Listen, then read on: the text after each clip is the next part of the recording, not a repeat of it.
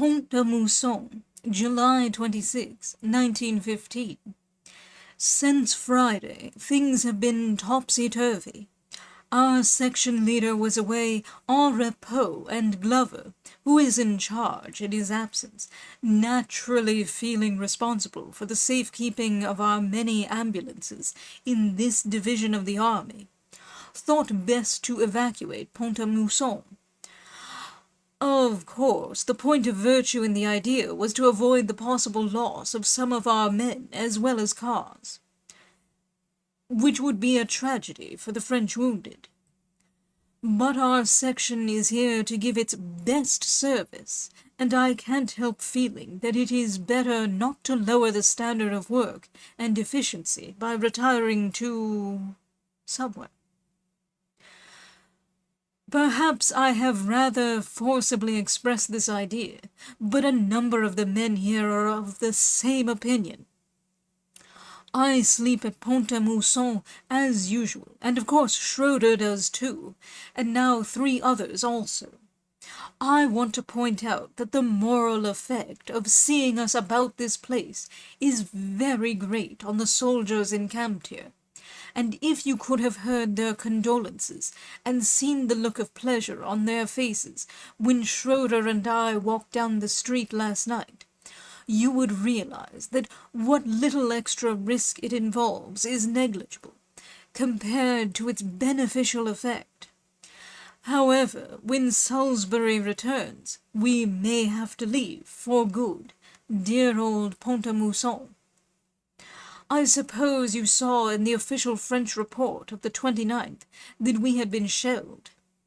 It meant something to you then, I am sure, but you little realized that it was our little group of ambulances they were hammering at.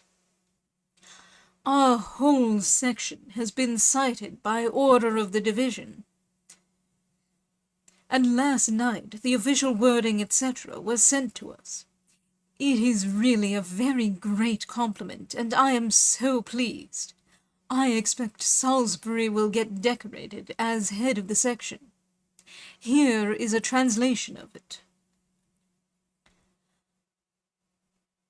American Ambulance Automobile, Section AY, composed of volunteers, friends of our country, has been continually conspicuous for the enthusiasm, courage, and zeal of all its members who, regardless of danger, have worked without rest to save our wounded, whose affection and gratitude they have gained. Poor Mignon, life at Pont-à-Mousson will be very different without him, and our mechanic, who was wounded, is, I now hear, to have his left arm amputated. Footnote. He died soon after. End footnote. What a real tragedy the 22nd was for us. The more we think about the evening, and as further details come to light, the more we marvel that we were not all killed. It is strange, too, how those who one felt would behave well, did, and I am proud of my friends in the section. P.S. We hear that a German captain, a prisoner in Paris, said that if any American ambulance man was captured prisoner, he would be shot. Nice lot of people, aren't they? July 29, 1915. I had a very interesting day yesterday. As you will have seen by official reports, the Germans presented us again with some 20 to 30 big shells on Monday night, and although I was at Pont-à-Mousson, I was in a good cellar. About 3 people were killed, but 1 woman was wounded, just down the road, and the doctor and I had to run out and bring her in. We were sufficiently excited not to think of more shells, and as she could run too, and did so with a vengeance, it was not a long promenade. Yesterday, I went with Schroeder to lunch with the battery who had entertained us at dinner on the 14th July. They had moved their position nearer the Germans. I have rarely enjoyed a day more. The sun was glorious, the views perfect, and the woods enchanting. Those shells bursting in the air took the place of birds. We had a splendid lunch, and afterwards went out and visited the numerous guns and trenches. I took many wonderful photos. C'est-à-dire, they ought to be. I saw about 5 different-sized guns, and then we advanced to the trenches. Finally, we reached the first line, where silence reigned supreme except for the occasional bang of a rifle or the intermittent explosion of shells. We went to an advanced post, several meters in front of first line, and there, carefully looking through a hole, I saw the German trenches. I then expressed a wish to be able to photo them, and I was shown a place where I could stand up and quickly get a snapshot. I regretted having made the wish, but I saw they were looking at me, and I didn't intend showing a white liver, so up I jumped and took 2. The bullets did not whistle all around me, as I suppose I ought to write, and although I was successful in taking the picture, I do not intend to try the game again. In fact, I have now seen all the trench life I want to, and do not mean to visit them further. The point is that if I should be killed or wounded on a sightseeing expedition, it would not be very creditable, and we run quite enough risk when on duty. Strange to say, I felt far less nervous in the first-line trenches than when on service at Pont-à-Mousson or Montauville. In fact, I felt quite a sense of security in those splendidly built trenches, while in a town the shelling is so much more dangerous. And when you have to go out into it sitting on that little Ford, jostling its way over the bumpy road, the sensation is not a very comfortable one. However, as I told you before, I am a fatalist now. Absolutely. We made our way slowly home to Pont-à-Mousson, and there saw shells bursting over a little town in the valley, and I got a photo of it. I am tired, so good night.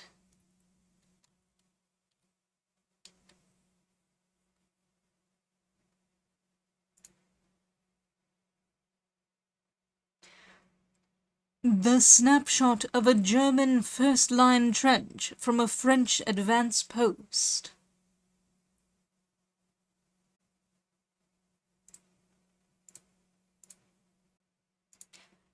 July 30th.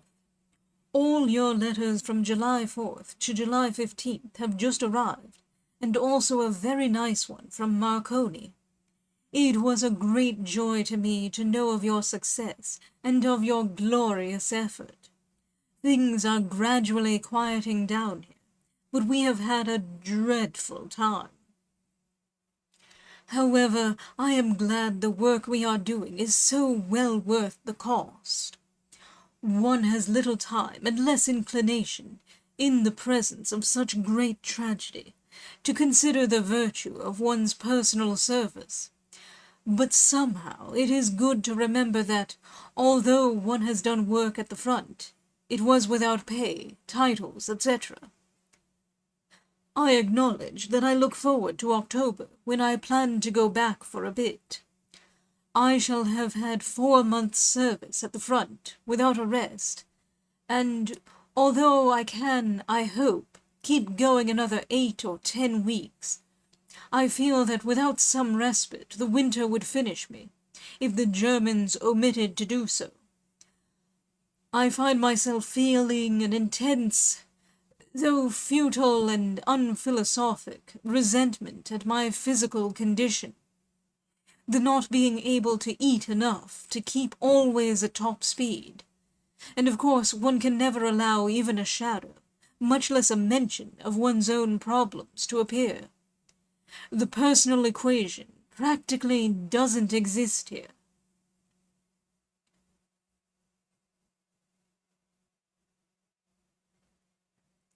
August 2nd. Salisbury, who has returned to us, has supported our little group who objected to the evacuation of Pont-à-Mousson. He found us a very fine, suitable house. An aesthete would go mad in it, German and bad German at that. And we were told that no shell had fallen near it for 9 months. So we entered with confidence. The telephone was established, and after changing the furniture about, altering a few details, and, I confess it, bringing in a few flowers from the garden, we found ourselves almost magnificently installed.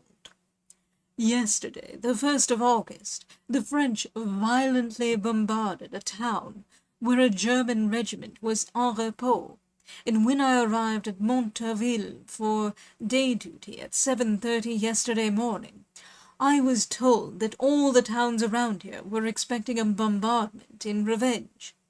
Needless to say, it was correct. About 10 o'clock, I had a call to go to Auberge Saint-Pierre for 2 seriously wounded, and when I arrived there, the medicine chef told me that if I got them to the hospital quickly, they would have a chance of living. So number 10 tooted off down the hill, at what the plain warrior would term a hell of a pace. As I entered Montauville, I saw no one about. But as I passed a poste de secours, a doctor rushed out and told me to take 2 more if I had room. I noticed they filled my car with extraordinary speed, and it was not necessary to tell me that Montauville was being bombarded.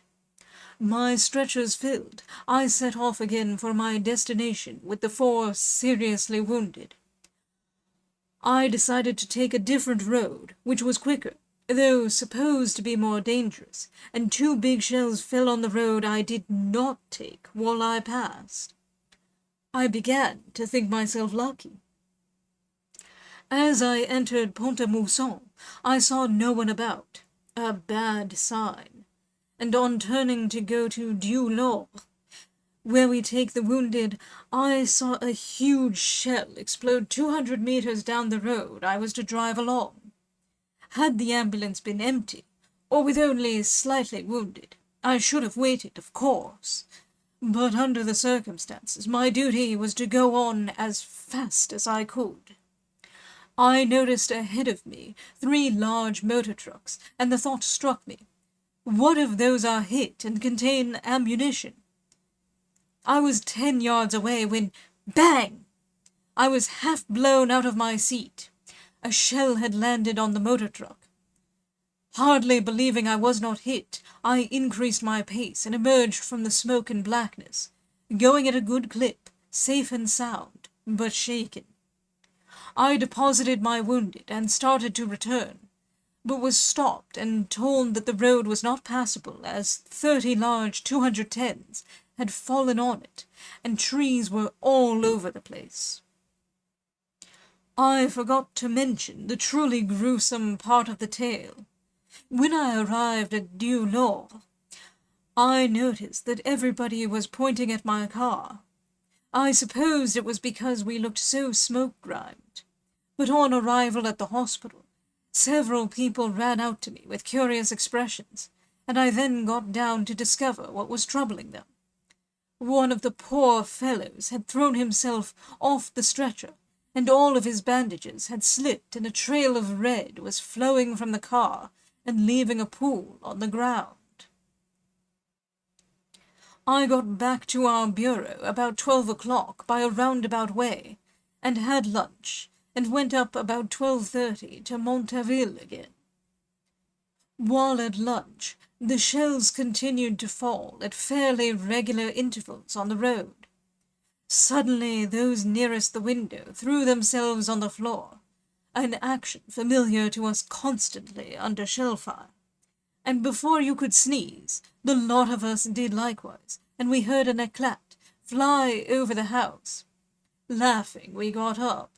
We were about 800 meters from where the shells were bursting, and I went out into the street to see where the eclat had fallen. There it was on the road, weighing about 3.5 pounds. It was hot to the touch.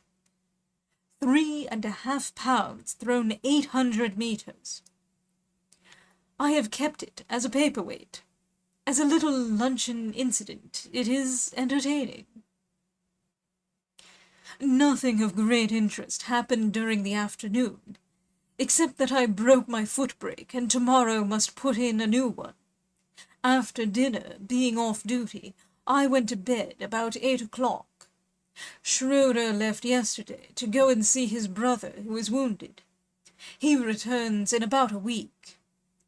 Meanwhile, I am alone and don't like it. At 1:30 o'clock this morning, I woke up. Something was wrong. Bang! Bang! Bang! Bang!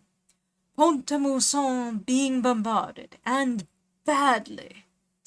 15 shells falling in 3 minutes, I counted, and the firing continued for an hour and a half with intervals. I got dressed, prepared to descend into the cellar if the shells came too near my house, and then about 6:15 the bombardment stopped. I left the house to find several fires started around the town. They had shelled with incendiary shells as well as high explosives. As I got back to our new headquarters, imagine my surprise to find a huge shell hole 2 yards from the house, in the drive itself. The house never bombarded for 9 months. All the fellows, however, were safe, and our breakfast was a jocular one, for we could not help seeing the funny side of it all.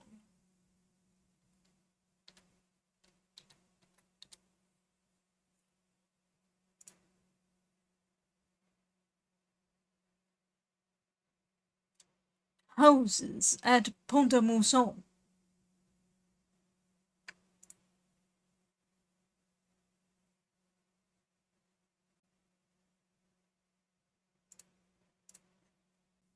August 3rd. Just a few more lines, as one of our section is returning to America and will take these letters over, and you should get them about August 18th, with luck. I hope the lecture was a financial success besides a personal one. If all those people in America only knew what this section and our work mean to the soldiers here, money would not be long in coming. No one can realize what our little group does for the mutilated wounded. But if anyone doubts it, I wish he or she could see the grateful thanks in the eyes of the wounded soldier as he is taken from our ambulance and put into a fairly comfortable bed, with doctors ready to attend him. Let him see the poor soldier, hardly able to move, insist on taking your hand, and let him hear that whispered, "Merci, mon camarade." Let him talk to the soldiers newly returned from the trenches, or just about to enter there. Let him hear that smiling greeting, and see those hands waving, "Bonjour, comrade." Let him hear what the officers say. Then, if he has had any doubts, he could have them no longer. I don't claim that I personally am doing anything, but I do say that this section of 25 men has done more to cement the love for America with the troops around here than any possible action the USA could take in this war. And I believe that the same fact is true of our service in the North and South fronts. Everyone should realize this, and I hope that any of my friends to whom you read this letter will bear our field service in mind if they hear of anyone wishing to be truly philanthropic. The hospital itself cannot go on indefinitely supporting us, as they are very short of funds, and have a great undertaking on hand to feed and keep up the Nui and Jui hospitals. Doc tells me they must get 2 million francs to keep things going till next spring. Only a small portion of that money, of course, could come to our field service. So your effort is for a great purpose. I must tell you what happened to the wounded before our little cars came here. We carried over 1,800 last week, and more than 7,500 during July. They were picked up in the trenches, Bois-le-Prêtre, etc., when they could be got at, sometimes, if lucky, an hour after, and sometimes 5 or 6 hours, or never. The brancardiers, chiefly artists before the war, do this work. A terrible job and very, very dangerous, as the wounded are often between the German and French trenches, and they have to creep out at night and drag them in. Well, these wounded are carried on brancards, stretchers, down the hill from the trenches, probably a journey of some 30 minutes to the Refuge des Blessés, still in the wood, and there a primitive dressing to stop bleeding is put on. Then they are jostled on, till they arrive at one of the postes de secours, where our light little cars can go. These are at Auberge Saint-Pierre, Plobois, and Montaville. Here in former days they were redressed, and if there were room, stayed in the little shelter, or if not, they had to lie outside till a horse wagon came to fetch them.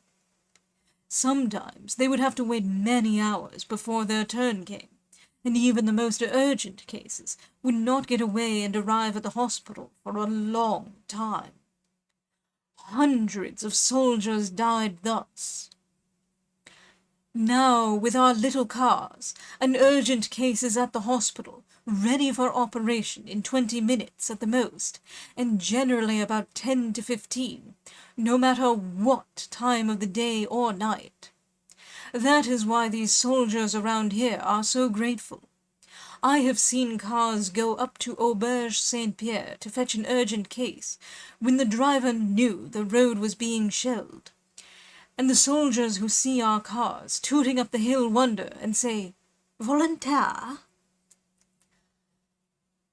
I have got a call, and so must stop, for before I could get back the friend who is to take this letter would doubtless have had to leave.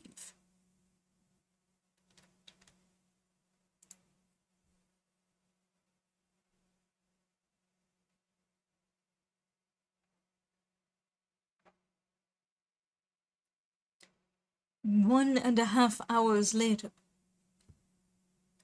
I still have a few minutes, so I will continue. As you know, I almost never reread what I write, but I have run over this letter, and although every word I say is accurate and unexaggerated, I don't want you to imagine that the French Red Cross is not efficient. But they cannot afford cars everywhere with drivers, etc. That is why our section here is so useful. The horror of the whole war is growing on me day by day, and sometimes when I have got into my bed or am trying to get a few hours' sleep on a stretcher, every other night I am on duty and so cannot undress. The horrors of blood, broken arms, mutilated trunks, and ripped open faces, etc., haunt me, and I feel I can hardly go through another day of it. But all that is soon forgotten when a call comes, and you see those bandaged soldiers waiting to be taken to a hospital. I almost love my old car. It was in the Battle of the Marne, and I often find myself talking to it as I pick my way in pitch darkness, past carriage guns or reinforcements. If one does not quickly become an expert driver, one would have no car to drive, for it is almost impossible to see 5 yards ahead, and it is at night that the roads are full of horse carts and soldiers.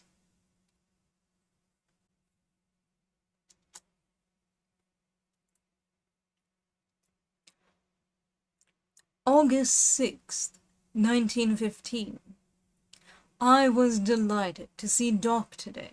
He arrived yesterday evening from Paris, but I was on M duty, so we did not meet until this morning.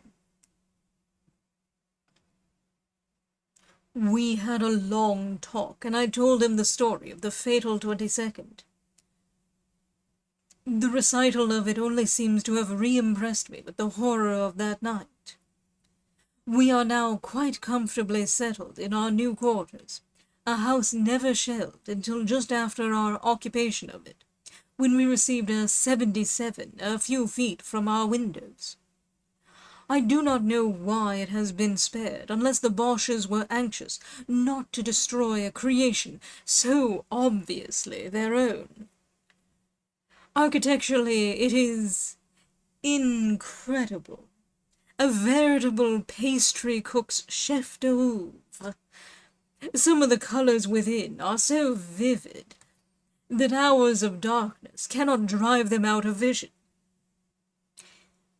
There is no piano, but musical surprises abound. Everything you touch or move promptly plays a tune. Even a Stein plays Deutschland über alles, or something. Still, the garden full of fruit and vegetables will make up for the rest.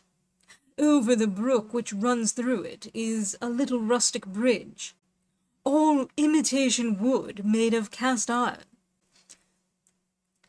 Just beneath the latter I was electrified to discover a very open-mouthed and particularly yellow crockery frog, quite 18 inches long. A stone statue of a dancing boy in front of the house was too much for us all. We ransacked the attic and found some articles of clothing belonging to our absent hostess, and have so dressed it that, with a tin can in its hand, it now looks like an inadequately clad lady speeding to her bathhouse with a pail of fresh water. Last night, Mac and I were on night duty at M, and when we arrived at the telephone bureau, where we lie on stretchers, fully dressed in our blankets, waiting for a call, the rats would keep you awake if there were no work to do. We were told that they expected a bad bombardment of the village. Mac and I tossed up for the first call, and I lost. Auberge Saint-Pierre, I bet, laughed Mac. That is our worst trip, but it was to be something even more unpleasant than usual. About 11 o'clock, the Boches started shelling the little one-street village with 105 shrapnel. In the midst of it, a brancardier came running in to ask for an ambulance. 3 couchés, très pressés.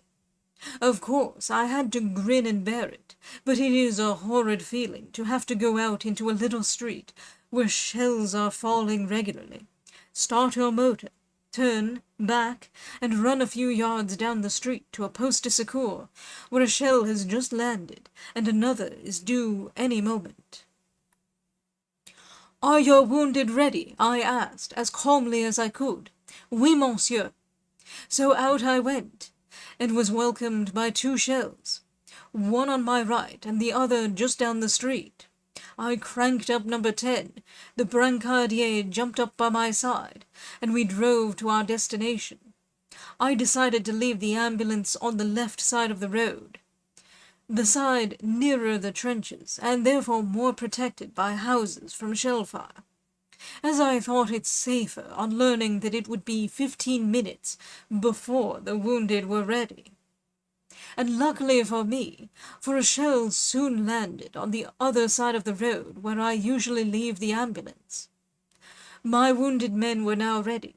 It appeared that one of the shrapnel shells had entered a window and exploded inside a room where 7 soldiers, resting after a hard day's work in the trenches, were sleeping, with the appalling result of 4 dead and 3 terribly wounded.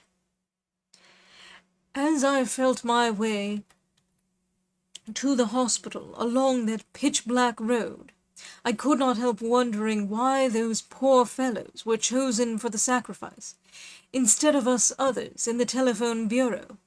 60 yards down the street.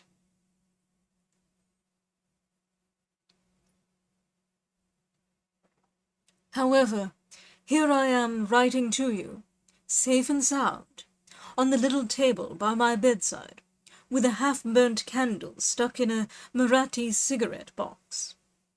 Outside the night is silent. My window is open, and in the draught the wax has trickled down onto the box, and then to the table. Unheeded, for my thoughts have sped far, to Gloucester days, and winter evenings spent in the old brown-panelled, raftered room, with its pewter lustrous in the candlelight, and the big, cheerful fire that played with our shadows on the wall while we talked or read, and were content. Well, that peace has gone for a while, but these days will likewise pass, and we are young. It has been good to be here in the presence of high courage, and to have learned a little in our youth of the values of life and death.